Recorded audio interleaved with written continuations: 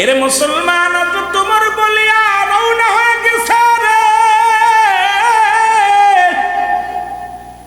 রাখাল বাড়ি যাইয়া মাগরিবের নামাজ আদায় করে কান্দে যায় নামাজে বইয়া রব্বুল আলামিন এই প্রতীকটার কত দেরি কথা শুনাইলাম, একটা প্রতিবাদ করে নাই। আর এই লোকটা ইতিপূর্বে কখনো আমি দেখি নাই, এই লোকটার তো কোনোদিন মনোপ্রান্তরে দেখি নাই। নামাজটা পড়িয়া কান্দার বলে আমার আল্লাহ, আমার বুঝি লোকটারে বেশি কথা শোনানো ভালো হয় নাই। ও রব্বুল আলামিন, যদিও সে মুনাফিক হোক, যদিও সে চোর হোক, আমার সঙ্গে তো খারাপ ব্যবহার করে না, আমি কেন তারে গালি দিলাম, আমি তারে কেন মন্দ বললাম? ওর অনুশোচনায় যায় না আমাদের মধ্যে বয়া চোখের পানি ছেড়ে কান্দে, আমাদের ভিতরে কোনো অনুশোচনা নাই। কত বাইরে কষ্ট দিই একবার অনুশোচনা হয় না, কত অন্যায় করি অনুশোচনা হয় না। এবার রাখাল বইয়া বয়া মুসলমান ঈশান নামাজ পর্যন্ত বয়া রইলেন। ঈশান নামাজটা পড়িয়া রাখাল চিন্তা করে এই লোকটা যখন কথা বললো, কথার মধ্যে কেন যেন মায়াবী ভাব লাগলো। বলেও হতে পারে যাব আমি আজকে, আমি যাব উমরের সঙ্গে দেখা করার জন্য। খলিফা উমরের সঙ্গে দেখা করার জন্য রওনা হয়ে গেল। এই বাগদাদ শহর থেকে রওনা হয়ে গেল রে মুসলমান, শুনে নাও। এবার যাইয়া মসজিদে নববীর মধ্যে নামাজ আদায় করব রে যুবক, শুনে নাও। মসজিদে নববীর মধ্যে যাইয়া যখন গভীর হয়ে গেল, এই মসজিদের দরজা খোলা, সবাই তাহাজ্জুদের নামাজ পড়ে। রাখাল যা ডাকের একটা লোক ওই মেম্বারের কাছে, যেখানে ইমাম দাঁড়াইবে পাশে একটা লোক দাঁড়ায়া নামাজ পড়ে। এইবার তার কাছে যা বসলেন আর চিন্তা করে এত রাত্রে কিসের নামাজ পড়ে। নামাজটা শেষ করার পর সালাম দিলেন, আসসালামু আলাইকুম ভাই। ওয়ালাইকুম আসসালাম, কে গো তুমি? বলে আমার নাম হযরত উসমান গনি রাদিয়াল্লাহু তাআলা। বলে আপনি এখানে আসছেন রাখতে? বলে ভাই তোমার বাড়ি কই? আমার বাড়ি পার্শ্ববর্তী এলাকায়, পাশের বাড়ি গ্রামে আমার বাড়ি। ও ভাই আগে বলো আজকের ইমামতি কে করবে গো? বলে এখানে তো তুমি কি জানো না, তুমি কি নতুন নামাজ পড়তে আইছো? বলে না, ইতিপূর্বে আরো কয়েকবার এসেছিলাম, কিন্তু আমার সৌভাগ্য হয় না ইমামকে দেখা। ওরে হযরতে আবু বকর উসমান গনি রাদিয়াল্লাহু তাআলা ডাকতে কয় ভাই, এরে আজকের ঈশা ফাত মাগরিবের নামাজ মুসলমান গো, ওই না ফজরের নামাজের ইমামতি করবে খলিফা হযরত উমর ফারুক রাদিয়াল্লাহু তাআলা।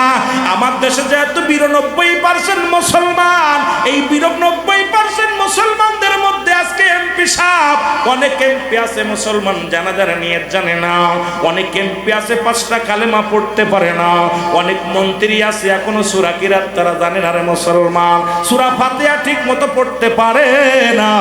কেমনে আবার দরবার চালাইবো, কেমনে রাষ্ট্র চালাইবো? এমনও চেয়ারম্যান আছে ইউনিয়নের, দাঁড়ায়া প্রস্তাব করে বইয়া করতে পারে না। এমনও মেম্বার আছে সমাজের মধ্যে যুবক, এর নামাজের নিয়ম কারণ কিছু জানে না, শরীয়তের বিধান হারাম হালাল বোঝে না। হয়তো অনেকে কষ্ট পাইতে পারেন কথাগুলো শুনলে। আজকে মুসলমান শোনো, আজকে ডিগ্রি অর্জন করছে বিদেশে যাইয়া, ছোট্টবেলা শুনতাম মানুষের মতো মানুষ হইতে হবে, বাবাই বলতো মানুষের মতো মানুষ হইতে হবে, উস্তাদ বলতো মানুষের মতো মানুষ হইতে হবে। আমি চিন্তা করতাম মানুষ তো, আমি তো মানুষ, মানুষ তো নয়। এখন বুঝি কেন বলতো? আজকে বিদেশে যাইয়া ডিগ্রি আইনিয়া, ডিগ্রি লইয়া যারা মুসলমান, ঘুষ ছাড়া যাদের কলম চলে না, যারা চেয়ারের মধ্যে বইয়া যারা ঘুষ খায়, এই মানুষটা মানুষ হতে পারে না, অমানুষ। জোরে বলেন ঠিক কিনা? বড় বড় ডিগ্রি লাগাইয়া নামের সাথে কি লাভ? ও যুবক, বিদেশ থেকে ডিগ্রি লইয়া ডক্টর হইয়া, এমবিবিএস ডাক্তার হইয়া চেম্বারে বইয়া, ও মুসলমান শুনে নাও, টাকার জন্য যারা অপারেশন থিয়েটারে যায় না, এ মনে রাখবেন এই সমস্ত ডাক্তারগুলো মানুষ হতে পারে না, এরা অমানুষ। সুতরাং এই মানুষগুলো ছোট্টবেলা শুনেছিলাম মানুষের মতো মানুষ হতে হবে। এখন মিলায় দেখেছি বাংলাদেশের মানুষগুলোর মুসলমান, আজকে তেল পাওয়া যায় না, ডিজেল পাওয়া যায় না, পেট্রোল পাওয়া যায় না, অভাব নাই আমার দেশে, অভাব নাই আমার দেশে। কৃষক দুর্নীতিবাজ নয়, নয়, আমার দেশে মুসলমান শুনে নাও, আমার দেশে কৃষক দুর্নীতিবাজ নয়, আমার দেশে ধান চালক দুর্নীতিবাজ নয়, আমার দেশে দিন মজুরি মানুষেরা দিন মুসলমান কোথায় তারা দিনকে এইরকম দুর্নীতিবাজ নয়। আমার দেশে দুর্নীতিবাজ হলো এই বড় বড় ডিগ্রিধারী চেয়ার দখলদারী মানুষেরা। জোরে বলেন ঠিক কিনা? আর একটু জোরে জোরে চিল্লায় বলা যাবে না ঠিক কিনা? আইরে ধনী, আইরে ধনী, গর্ব বড় লোকের রক্ত শুষে খায়, প্রতিবেশীর হক বোঝে না। এই কথাগুলো বলতে গেলে অনেকে কষ্ট পায়। ও সরকার কি করবে আর এমপি কি করবে, আমরা কেন সচেতন হই না?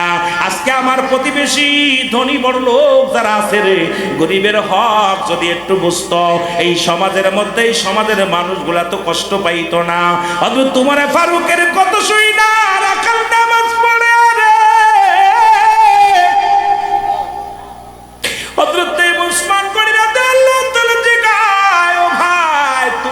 কোনদিন আমি মসজিদে দেখি না। তুমি কি নতুন? তুমি কি সামনের কাতারে বসলা? কয় হুজুর বেয়াদবি মাফ করবেন, আমার ভুল হয়ে গেছে, আমি আজকে শুধু নামাজটা পড়বো আর জীবনেও সামনে আইব না। ওরে খলিফা হযরত উসমান গনি রাদিয়াল্লাহু তাআলা ডাক দে কয় ভাই, এটা আল্লাহর ঘর, এখানে একমাত্র ইমাম ব্যতীত কারোর অধিকার নাই কারো যায় নামাজ বিছানোর।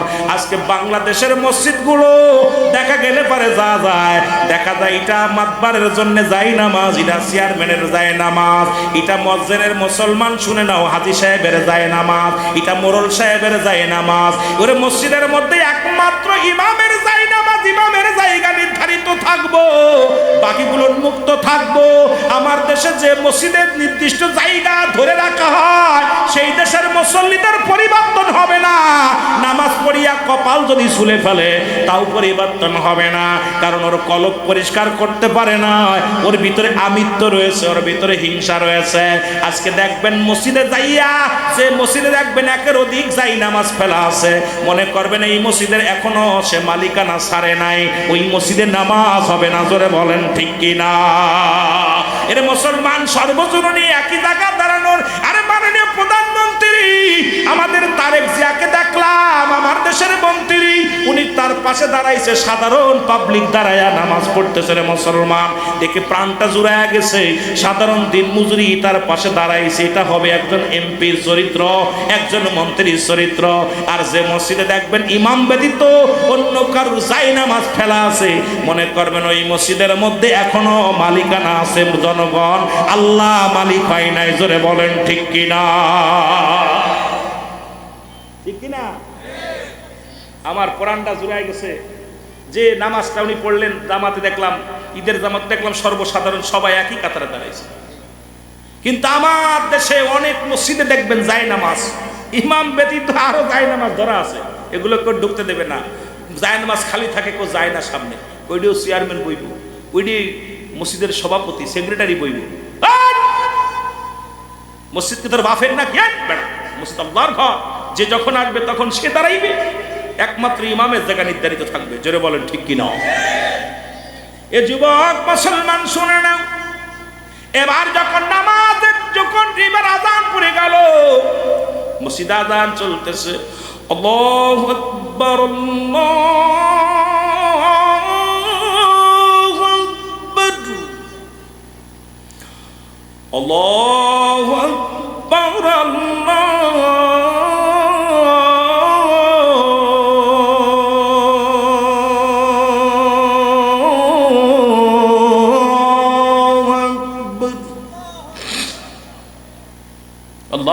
আল্লাহ মহান। শুরু করছে, আসসালাতু খায়রুম মিনান নাওম,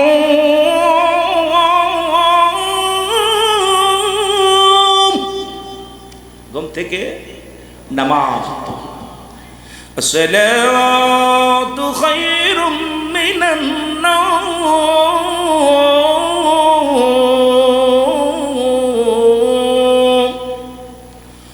আল্লাহু আকবার আল্লাহু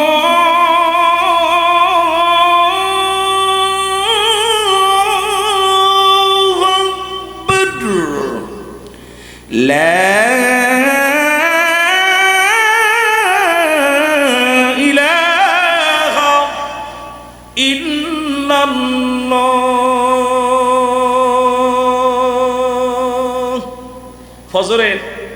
ফজরের আজান হয়ে গেছে। হযরত উসমান গনি রাদিয়াল্লাহু তাআলা বলতেছে, ভাই আপনারা যার মতো সুন্নাত নামাজ আদায় করেন। সুন্নাত নামাজ পড়া হলো। সুন্নাত নামাজ যখন পড়া হয়ে গেল, ফরজের সময় হয়ে গেল, এমন সময় খলিফা হযরত উমরে ফারুক রওনা হয়ে আসিয়া যায় নামাজের পর যখন চলে গেলেন, সবাই উঠে দাঁড়াইলেন নামাজের জন্য। আর ওই রাখাল ডাক দে বল, আল্লাহু আকবার, আল্লাহু আকবার, আল্লাহু আকবার। 3 বার আল্লাহু আকবার বললেন। মুসল্লিরা বলে, তুমি আল্লাহু আকবার বলো কেন? বলে, কেন বলি, শুনছি হযরত উমরে ফারুক নামাজ আদায় করবে, নামাজ পড়াবে, খলিফা হযরত উমরে ফারুক হবে ইমাম। এখন দেখি একটা চোর, একটা মুনাফিক নামাজ পড়াইবো। আল্লাহু আকবার বলেন না। লোকজন কয়, এখনো তো নামাজ শুরু করে নাই, নামাজের ভিতরে কোনো সুন্নাত ওয়াজিব যদি ছুটে যায় তাহলে তাকবীর দেবা, তুমি তো এখন নামাজই শুরু করে নাই, কেবল ইমাম সাহেব আসলো। হযরত উমরে ফারুক দেখে বলে, আমার ভাইয়েরা, ও মুসল্লি ভাইয়েরা, নীরবতা পালন করেন, সমাধান আমি দিব, আমি খলিফা ওমর দিব। যেহেতু নামাজের সময় হয়ে গেছে, আপনারা সবাই এখন কি করেন, আদবে বজায় রাখেন, সবাই আদবের জবান বন্ধ রাখেন। নামাজটা শেষ করা হলো। নামাজ শেষ করার পর কিন্তু ওই যে রাখালের মনে মনে চিন্তা, এটা বেটা চোর, এটা মুনাফিক, ওই যে বলার তালে আছে মনে মনে। এবারে নামাজ শেষ করার পর খলিফা দাঁড়াইলেন, দাঁড়ায় উপস্থিত মুসল্লিদের উদ্দেশ্য করে বললেন, ভাইয়েরা শোনেন, ওই লোকটা যা বলেছে ঠিক বলেছে, ওই লোকটা কোনো অন্যায় বলে নাই। গতদিনের কাহিনী শোনেন। গতদিন আমি হযরত উমরে ফারুক এই মহল্লা দেখতে গিয়েছিলাম, আমি ছদ্মবেশে, আর ওনার সঙ্গে আমার দেখা হয়, পিপাসায় বড় কাতর হয়ে যায়। আমি যদি বাইরে না যাইতাম, আমি নিজ চোখে দেখে এসেছি রে, কুরআনের আইন কত সুন্দর, হাদিসের আইনগুলো কত সুন্দর। আমি খলিফা হযরত উমরে ফারুক, তাকে কত ভয় পায় মানুষ, আর ওনার ভিতরে তাকওয়া দেখেছি, আল্লাহর ভয়। সুতরাং উনি যেটা বলেছে ওনারটা ঠিক আছে। গতকালকে ছিলাম আমি সাধারণ পতি, আমি আজকে এখন বসেছি, এখন হয়েছি ইমাম। যখন রাজমহলে বসি, আমি যখন রাজ সিংহাসনে বসি, তখন আমি হই তোমাদের খলিফা। সুতরাং শুনে নাও, শুনে নাও, যখন আমি ওই রাজ দরবার যখন চালাই, তখন আমি তোমাদের কি হই, তখন তোমাদের আমি প্রধানমন্ত্রী। আর যখন আমি মেম্বারে যাই, তখন তোমাদের ইমাম, তখন তোমরা আমার মুসল্লি। যখন আমি ছদ্মবেশে বাইরেছি, তখন আমি সাধারণ একজন প্রতীক, কারণ আমার ভিতর তখন রাজত্ব নাই, তখন আমার ভিতরে ওই চিন্তা নাই। সুতরাং একজন রাখাল আমার চোখ খুলে দিছে, দুনিয়ার মধ্যে তার ইমান কত মজবুত। ও ডাকতে বলেন, ভাই তুমি কালকে যাকে দেখেছিলে সেই আমি খলিফা হযরত উমরে ফারুক রাদিয়াল্লাহু তাআলা। সঙ্গে সঙ্গে লোকটা বেহুশ হয়ে জমিনের মধ্যে পড়ে গেলেন। এবার লোকটারে জোরে বুকের সঙ্গে জড়ায়া ধরলেন। ধরার পর লোকটা থরথর করে কাঁপে, বলে, ভাইরে খলিফা হযরত উমরে ফারুক, যার নাম শুনলে মানুষ থরথর করে কাঁপে, আমি আপনাকে কত গালি দিলাম না জানে, কত না কথা শোনাইলাম, আপনি একটা প্রতিবাদ করেন নাই, আপনি আমাকে একটা গালি দেন নাই, একটু রাগ হন নাই। খলিফা ওমর ডাক দেখায়, ভাই রে, আমার রব্বে কারীম এই দুনিয়ার মধ্যে পাঠাইছে আমারে তার গোলামি দাসত্ব করার জন্য। আমার ভিতরে যদি এখনো ফকর থাকে, আমার ভিতরে যদি অহংকার থাকে, আমি রব্বে কারীমের দরবারে কি জবাব দিব? ওই আল্লাহর আদালতে আমি উমর ধরা পড়ে যাব। জোরে জোরে চিল্লায়া বলা যাবে না মারহাবা। আমার ভাইরা, আলহামদুলিল্লাহ, আল্লাহ তুমি কবুল করো। সুতরাং এই হলো আমার বাবারা। আমি কথা বলতে গেলে ছোট্ট আগে আর আলোচনা শেষ করি, কি কোন রাত হয়ে গেছে, ফজরের নামাজ পড়তে হবে, ছেড়ে দিব, ছেড়ে দিই? হ্যাঁ না ভাই, 12:30 বেজে গেছে। আই হাই, ওয়াজ চলবো? হ্যাঁ, আরো 2 মিনিট। আলহামদুলিল্লাহ, আস্তে আস্তে ছেড়ে দেবো, আপনাদের দেরি হবে। যখন আজান পড়ে যাবে তখন আপনাদের ফজরের নামাজ ফরজ। ওয়াজ শোনা নফল বন্দেগী, নামাজ হলো ফরজ। নামাজ কি ফরজ, আর ওয়াজ হলো নফল বন্দেগী। শুনলে সব আছে, না শুনলে কোনো গুনাহ নাই। এখন আপনারা যদি ওয়াজটারে ফরজ বানাই নেন তাহলে বিপদ, আর আমিও বিপদে পড়ে যাব। আমার বাবারা, আর একটা কথা বলি, হযরত উমরে ফারুক কথা বলে শেষ করি। সেটা হলো, খলিফা ওমর রাত্রেবেলা রওনা দিছে ছদ্মবেশে। আরেকদিন যা জিন্ন শূন্য একটা এলাকার মধ্যে যায় দেখে একটা ভাঙ্গাচুরো ঘর, সালাম দিছে আসসালামু আলাইকুম ইয়া আহলাল বাইত, ভিতর থেকে আওয়াজ আসে ওয়ালাইকুম আসসালাম। কে? বলতেছে আমি একজন পথিক। ভিতরে কে? মাগো তুমি আসো? তাকে আসে। ভিতর থেকে বাইর হয়েছে একটা জিন্ন শূন্য একটা মহিলা, ভিতর থেকে বাইর হয়েছে। বলছে মাগো তুমি কেমন আছো? কয় বাবা কেমন থাকবো, আমার ঘরের ভিতরে 5-6 দিন খাবার নাই, আমি খুব অসুস্থ মানুষ, ঘরের মধ্যে আছি। কয় মাগো তুমি কি খলিফা উমরের কাছে গেছিলা? কয় বড়া পড়ার কাছে যাই কি হবে, বড়া পড়া জানেন না, আমি কেন যাব, ও পারলে আমার কাছে আইব, আমি হলাম প্রজা, ও হলো আমার রাজা, সুতরাং আমি তাই ঠেকছি না, ওর কাছে যাবো, ও পারলে আমার কাছে আইব। সুবহানাল্লাহ বলেন। খলিফা উমর বলতেছে মা তুমি গেছিলা, কোনো খবর নিছো, তোমার কথা জানছে? কেন জানাতে হবে তাহলে? সে জানে না যে আমি গরিব মানুষ, সে জানে না আমি মহল্লার মধ্যে আমার ঘরটা জীর্ণ শীর্ণ ঘর, আমার স্বামী নাই, আমি বিধবা মহিলা, জানে না। সুতরাং আমি আল্লাহর আদালতে মামলা দিলাম, কিয়ামতের ময়দানে আল্লাহ যেন উমরের না ছাড়ে। বুঝছেন? উমর থরথর করে কাঁপতেছে যখন বলছে আমি আল্লাহর আদালতে মামলা দিলাম, উমরকে যেন আল্লাহ না ছাড়ে, থরথর করে উমর কাঁপতেছে। খলিফা হযরত উমর ফারুক কাঁদতেছে। কয় মা গো তুমি যে উমরের বিরুদ্ধে অভিযোগ দিলা, তুমি উমরকে দেখছো? কয় দেখি নাই বাবা, তবে ওই বড়া পড়া যদি রাজা না হয়ে অন্য কেউ হইতো, উনি খলিফা হয়েছে, আমি গরিব মানুষ, আমার খাবার নাই, ঘরেও খোঁজ নেয় না, আমার এই লোকটার তো আমার খোঁজ খবর নেয় না। খলিফা উমর পকেটের মধ্যে হাত দিয়া মুসলমান 40টা সোনার মুদ্রা দিয়া কয় মা গো এই নাও, হাতের ভিতর নাও। মা দিয়া কইছে মা তুমি এটা নাও।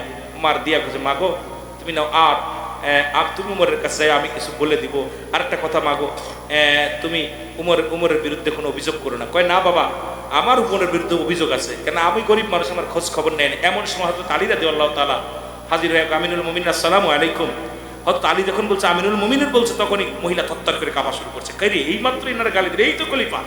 তখন হযরত উমর ফারুক পকেটে আরেকটা হাত দিয়ে একটা কাগজ বের করছে, কাগজ বের করে বলছে মা এটা চামড়ার কাগজ বের করছে, মা তুমি এই কাগজের মধ্যে লিখে দাও যে আল্লাহর আদালতে এই 40টা দিন তোমাকে স্বর্ণ মুদ্রা দিলাম, আরো দিব, তুমি বিনিময় তুমি লিখে দাও খলিফা উমরের বিরুদ্ধে কোনো অভিযোগ নেই আল্লাহর কাছে। বলো লিখে দাও মা গো, তুমি লিখে দাও, তুমি যদি আল্লাহর আদালতে আমার বিরুদ্ধে অভিযোগ করো আমি ধরা পড়ে যাবো মা। আর এই সাক্ষী থাকলো হযরত আলী রাদিয়াল্লাহু তাআলা। আলীকে বলতেছে আলী তুমি সাক্ষী থাকো, এই মহিলা আমার বলতেছে আমার বিরুদ্ধে কোনো অভিযোগ নাই।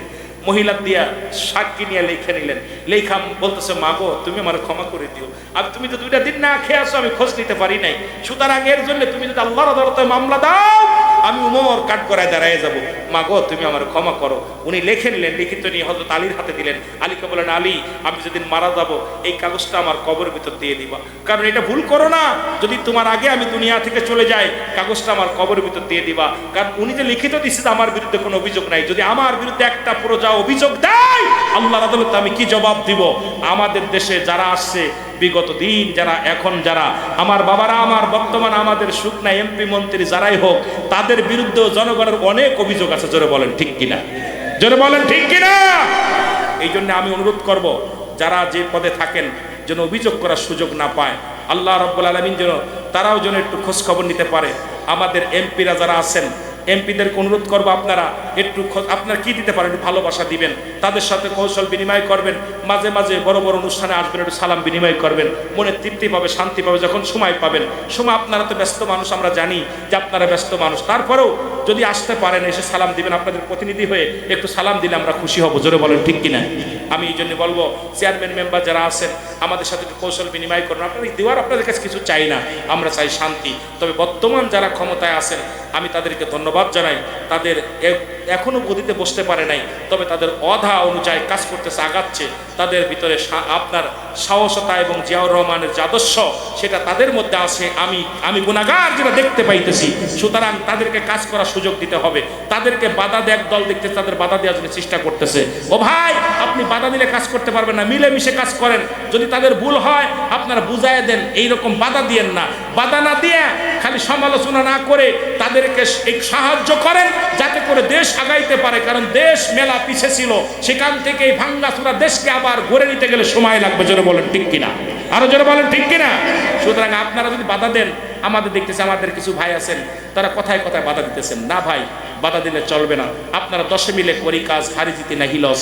আপনারা সবাই মিলে আমরা দেশ গড়ার কাজে শপথ নেব, দেশকে আগাবো, জাতিকে সমাজকে বাঁচাবো, আমরা এক ভাই আর এক ভাইয়ের সুখে দুঃখে পাশে দাঁড়াবো। সরকারের আমার দেশ আমারে কি দিল দেখার বিষয় না, আমরা দেশকে কি দিলাম সেটা দেখার বিষয়। আমরা সবাই যদি নিত্য প্রয়োজনীয় জিনিসগুলো যা যেটুক যা যা লাগবে সেইটুক যদি ব্যবহার করি, আমার দেশে অভাব থাকবে না। কিন্তু যারা বড়লোক আছে তারা যদি আমরা গুদমজাত করে রাখি, তারা যদি আমরা এইরকম যদি আমরা নিজের লাভের জন্য যদি আমরা অধিক মুনাফার লাভের জন্য যদি আমরা চেষ্টা করি, তাহলে গরিবগুলো কষ্ট পাবে, দেশের সুনাম নষ্ট হবে, দেশের সরকারের সুনাম নষ্ট হবে।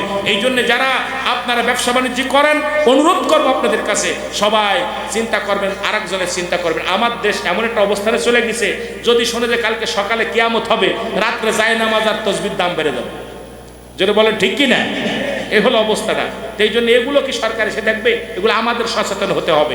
এই জন্য আমরা জনগণ যারা আছি প্রত্যেকেই সচেতন হওয়ার দরকার আছে কিনা বাবা? জোরে বলেন আছে কিনা? এই জন্য আমরা যেন সচেতন হই। আর প্রশাসনকে ফোন দেবেন যারা এরকম মজুত করে রাখে। বড় বড় তেল দেখবেন অনেকের বাড়ি তেল বেরেল ভরে ভরে ঢেকে রাখছে, মাটি খুঁজে খুঁজে ধরায় দেবেন। এরপরে গুদমজাত করে যারা রাখবে প্রশাসনকে ফোন দিয়ে ধরিয়ে দিবেন। কারণ আমার এক ভাই না খেয়ে আছে, আর এক ভাই গুদমজাত করতেছে লাভের জন্য, কিন্তু দেশ কোনভাবে চলবে তাদের ওই চিন্তা নাই। তাদের চিন্তা কোনভাবে ধনী হবে এই চিন্তা। এই জন্য আমাদেরকে সবাইকে সচেতন হওয়া লাগবে। জোরে বলেন ঠিক কিনা? এসেছেন যত নবী সকলের ইমাম, সালাম তোমায় গো নবী, হাজারো সালাম নবী।